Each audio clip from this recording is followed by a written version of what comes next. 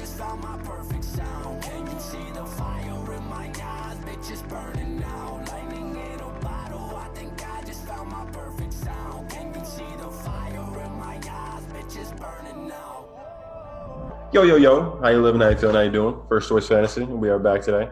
We got the quarterback starts, sits for week 3 in the NFL season. I haven't cooked out too hot in these start sits. I'm not going to lie to you. Speaking of which, Alex, you want to just go over the scoreboard of our 3 scores real quick? All right, so I did some catching up. If you remember last week, we were all in the negative. However, Brandon is leading the pack at a +3. Where we at? A -1, I believe, week 1. Yep. So he made a bit of a comeback. I, on the other hand, I had a solid week as well. I jumped up 7. I'm up to a +1 on the year. Ed is still hanging tough at a -9. You didn't go anywhere, at least. Yeah, he didn't go anywhere. He didn't go down, so that's progress.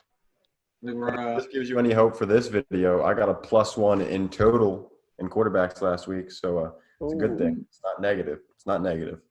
I picked my quarterbacks pretty well, and I'm going to do that again this episode. I got One start. one right, and I got one wrong, but I'm about to make up for that.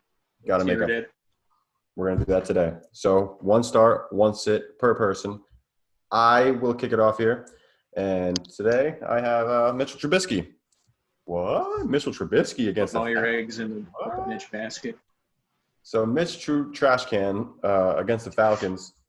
Atlanta, obviously, last week they played the Cowboys, okay? They choked that game away, in case you weren't aware. That was a beautiful game to watch. But let's not talk about that. I digress. The Falcons have allowed a quarterback 1 finish, like the quarterback 1 finish, like the top quarterback in both weeks, in Russell Wilson and Dak Prescott. Obviously, they're not Mitch Trubisky, but Mitch Trubisky, I think, can get it done on the ground.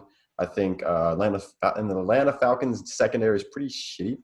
And according to David Zach, which is at DavidZach16 on Twitter, 72% of the Falcons' total yards allowed have come through the air in the first 2 weeks, which is something of note.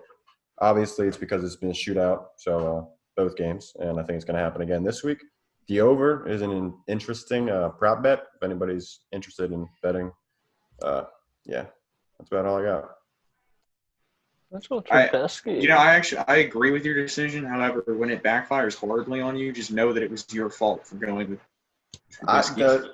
See, I'm expecting a 20-plus point game. Now, that may be bold of me to state that. I feel like it's very well within reason, but it's also Mitch Trubisky. That's the downside to this, of all things. It's the person, Mr. Trubisky. Yeah. Anyway, Brandon, who's your plus for this week? My start is Jared Goff against Buffalo Bills. Last week, Ryan Fitzpatrick, he shredded them. I mean, 24 fantasy points in a standard half-point PPR league. Ryan Fitzpatrick's that type of quarterback who kind of, if you look at week 1 and week 2, he has a tough matchup against New England and puts up 3 interceptions, no touchdowns. And then he has a little bit easier matchup in the Bills, and he puts up 2 touchdowns, 328. So I think this game, Sean McVay and the Jared Goff experience is going to be pleasurable this week.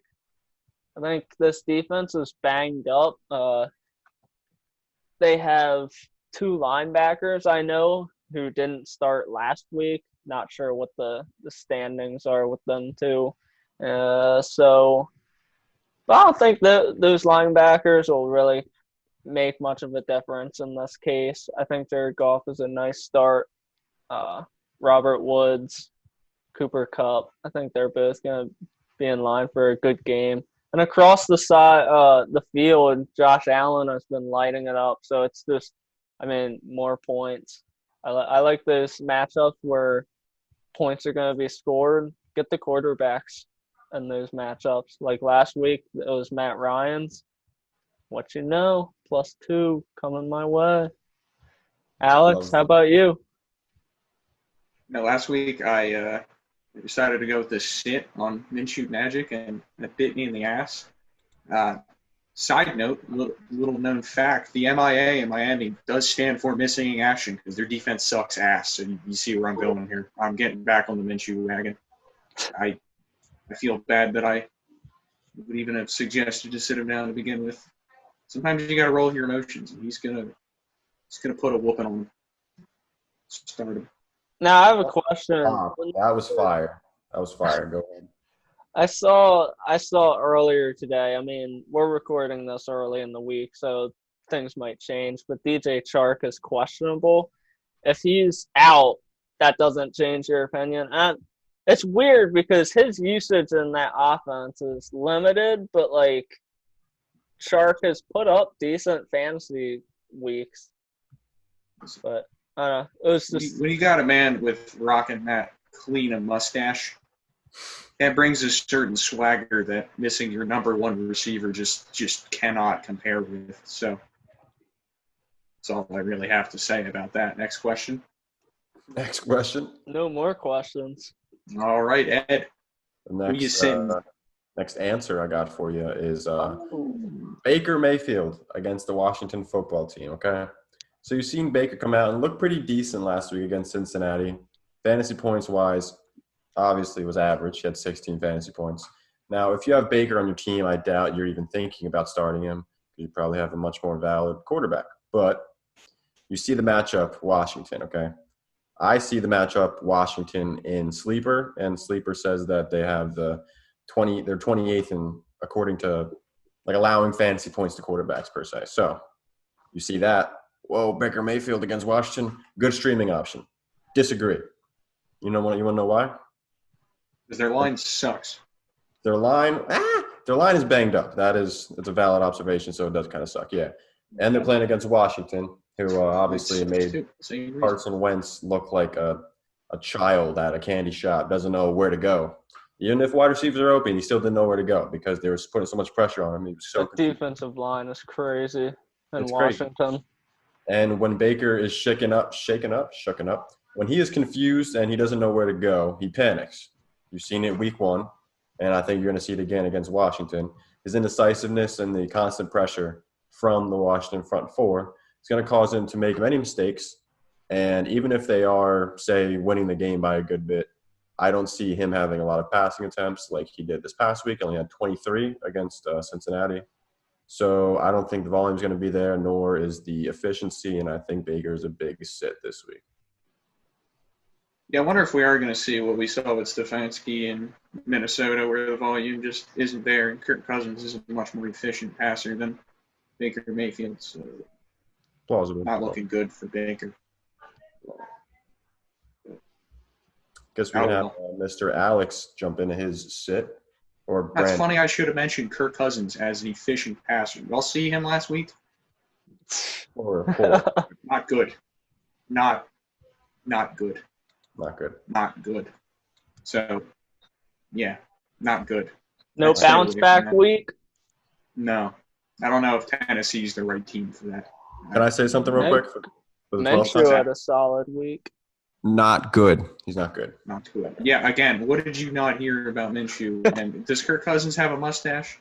No, I'm afraid he does Okay, not. well, That's a okay. shame. Well, then he can't get through the aura of Tennessee. Then that was my mistake in week 2. I will not make it again.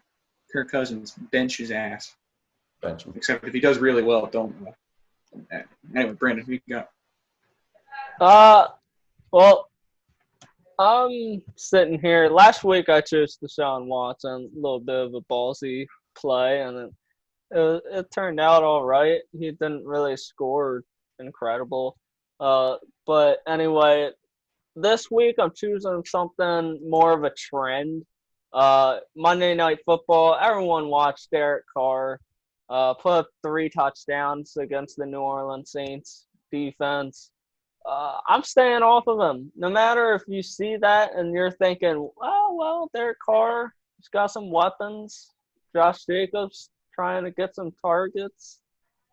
Stay away. Don't let what you most recently have seen shift your judgment. Derek Carr against the Patriots at New England is not a good matchup. I don't like the fact that they've got 2 rookie wide receivers as starters going against a well-disciplined New England's offense or defense.